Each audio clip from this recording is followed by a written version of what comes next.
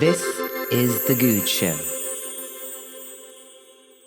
Welcome to this week's episode. My name's Surinder. I am your host, and this is The Good Show.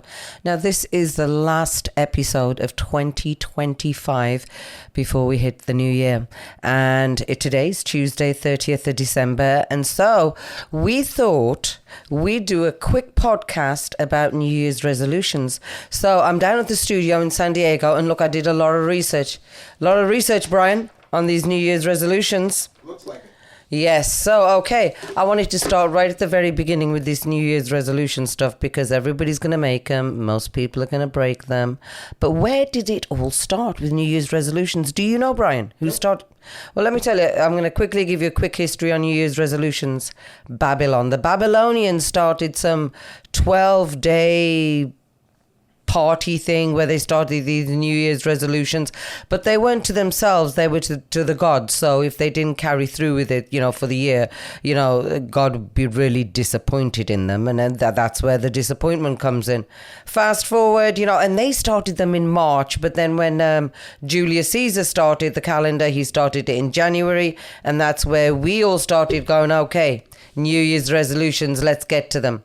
So today, you're probably thinking about your New Year's resolution. Drop it in the DMs. We'd love to hear about what people are going to be doing. I am not making any. I'm going to let you know that straight off the bat. Do you make any, Brian? Always fitness. Well, we're going to see where fitness comes in the top 5 New Year's resolutions.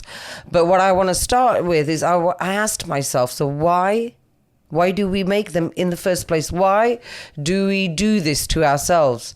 And we do it to ourselves because apparently our brains like the beginning of things, like Mondays, birthdays, anniversaries, the start of new things. We do that. Our brains like that. The other thing is social media. We do a lot of these because I guess everybody's doing a New Year's resolution and everybody's going to post it out there. Their new workout gear, their new workout equipment, and you don't want to be the person that's like, hey man, I didn't do shit, I didn't make one, I'm not going to make one. So okay, let's get to that's why we do them. But there's another thing involved with New Year's resolutions, and that's this planning fallacy, where as humans we forget how long does it actually take to do this New Year's resolution. I mean, New Year's resolutions are hard to commit to. And if you've decided you're going to wake up at 5 o'clock every day and you've never done that before, chances are you're most likely not going to be consistent with it because it's a behavioral change. So, okay, I mean, nobody wants to be that person that posts. Maybe I should be actually that person that posts that my New Year's resolution is to continue exactly as I am because it's too hard and I don't have time to do a lot of changes. I think that's probably the most honest New Year's resolution. Okay, so let me ask. I did some research here. Okay, so we've made the New Year's resolution, whatever it is. How many of us actually keep our New Year's resolutions? Do you know, Brian? Nope. I would say 10%. Oh, you're actually very close. It is 9%. That's it. That means that there's like 91% of us walking around making promises that we absolutely have no intention of keeping. So it's only 9%. Now, after week one, 23% give up. After the first week, 23% quit, right? By the end of January, do you know how many are done by the end of January? I was going to say at least half. Yeah, very good, Brian. 43% are done by the end of January. Now, come the end of June, you've got what? 80%. 80% of people give up on their New Year's resolution. All that bravado of, I'm going to do this, I'm going to do that by the end of June. 80% have given up. Top reasons for giving up. Lack of time. 24 hours in the day is just not enough. Loss of motivation. Okay, guilty. Unrealistic goals. Again, I'm guilty. I didn't, follow those smart, attainable goals.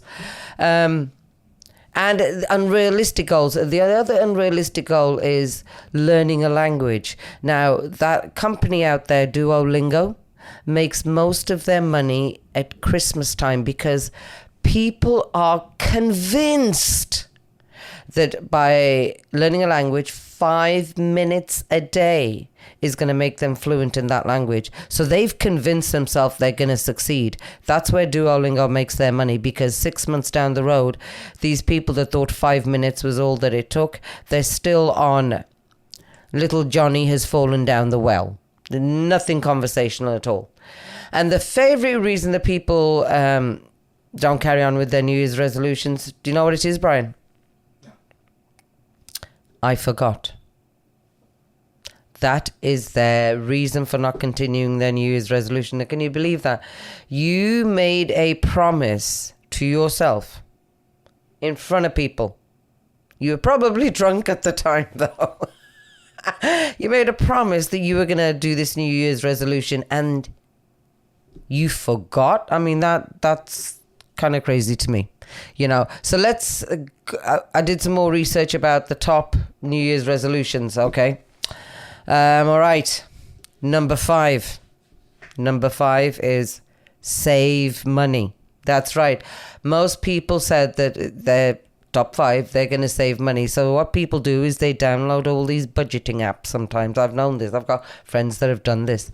They download the budgeting apps and they feel like they've really achieved something. Now they're going to know where they're going to save money. And then what happens is a friend has a destination wedding, or their car needs new brakes. So all of that, you know, budgeting and whatever, that goes out the window because now you're off to a destination wedding.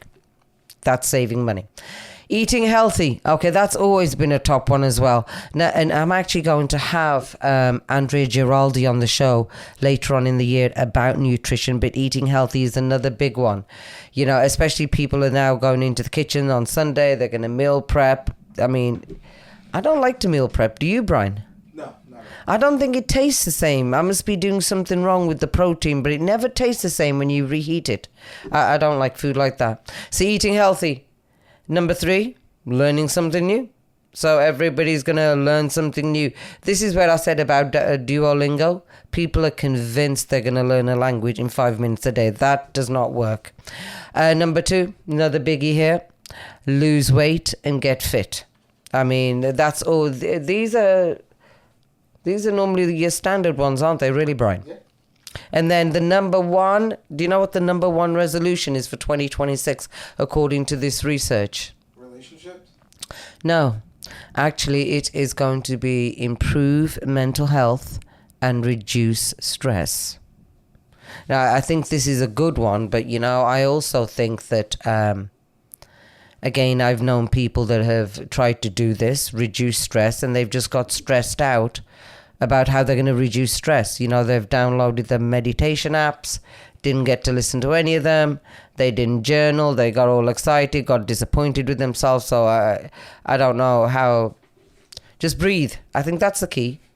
Just nice, big, slow breaths, you know. So yeah, but I think that's really a good one. Now, I also, in my research, wanted to know, between the genders, I had to find out, okay, do women better or men? What do you think, Brian? Women. Okay, why do you think that is? Oh, I don't know. Because women are just better in general. With everything. With everything, that's right. That's right. That's what I told my husband this morning. So just remember, women are better at everything. Well, listen, women are more likely to make them.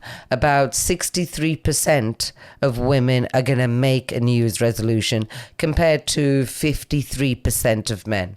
You know, and women are more likely to make New Year's resolutions based upon relationships, based upon being healthier, whereas guys make New Year's resolutions that are more about career or finances. So who actually does better? And you're right, Brian, women do better with them, but only by a small percentage, only by like 1 or 2%. 1 or 2%. But I guess that when you think that the overall percentage is 10%, that one or two really isn't anything to really brag about when you think about it, you know. So, okay, so women are, because the other thing, the reason why women are more likely to succeed is because we're more likely to tell a friend, get support, go join a group, go find out some information. Guys just tend to, you know, keep things to themselves. So, but the biggest reason New Year's resolutions fail is because people are too vague on them. You know, it's like, I'm going to be healthier.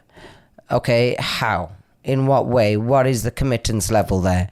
You know, that's the number one reason people fail, because their New Year's resolutions are very general. So then I did a bit of research on the craziest ones. Do you know of any crazy New Year's resolutions, Brian? No. Okay, no, again, I don't make them, so I don't know them. But I did some research and... okay, so here's one I'm going to read to you. A New Year's resolution from somebody. I will procrastinate more starting tomorrow. Well, at least this one is honest, and this person, you know, understands the assignment. Another one said, I will spend less time arguing with strangers on the internet. Now, that's sad. That's really sad. That's your New Year's resolution, that you're going to spend less time arguing with strangers on the internet. Oh, this person made it approximately 14 hours. Someone was wrong on Twitter and they had no choice. Oh my gosh. Okay, that's insane. Here's another one. I will embrace my mistakes, starting with this resolution. There you go. Enlightenment. Okay, this is my best one, I think. And this is me. I'm going to stop making New Year's resolutions because I never keep them anyway. And the thing about that one is a paradox, because if you keep this resolution, you have broken it. And if you break it, it means technically you kept it. Okay, so listen. If you're making a New Year's resolution, I would love to know, what is it? DM us, let us know what your New Year's resolution is, and let us know why as well. I'd love to just read them and get them out, and then we'd like to check in with you and see if you actually kept them, because we know what the stats say about that. And listen, I ain't shaming anybody. I've made 1 million of them. I've broken most of them. I don't actually wait till January the 1st to try and do better. I just try and do better whenever I can do better, you know. But if you've got a New Year's resolution going, good luck to you. Let us know how it goes. Listen, whatever you guys choose to do tomorrow night, please be safe.